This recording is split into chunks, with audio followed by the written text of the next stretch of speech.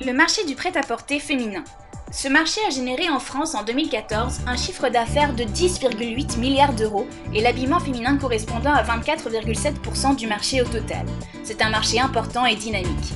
Lors de la crise économique, l'habillement féminin haut de gamme est l'un des rares secteurs qui n'a pas été impacté. De manière générale, les ventes valeurs PAP féminin ont progressé de 1% en 2015. De nombreux acteurs caractérisent ce marché, enseignes multimarques, chaînes spécialisées ou encore grands magasins. Ce nombre d'acteurs illustre bien l'intensité concurrentielle du marché.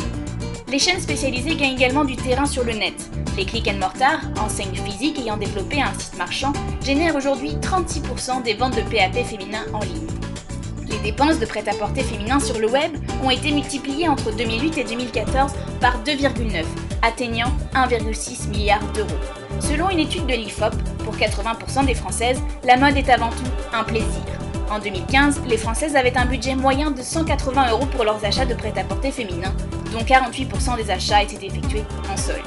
Si 20% de ces dernières considèrent faire des folies au moins une fois par mois, le shopping reste cependant une activité plutôt maîtrisée et réfléchie pour la plupart des Françaises, 58%, notamment pour les plus âgées. Les femmes de plus de 55 ans constituent un nouveau profil de consommatrices qu'on nomme la digital mum.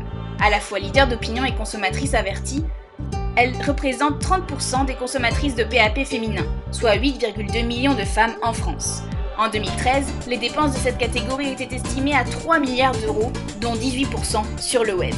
Leurs attentes sont fortes, un rapport style-prix intéressant, mais aussi du confort et une bonne coupe de vêtements. Nous avons choisi par la suite d'étudier 3 acteurs français du marché du PAP. The Couples, Maje, Zadig et Voltaire, et un concurrent américain, Ralph Lauren. Nous avons choisi d'étudier leur rapport au digital.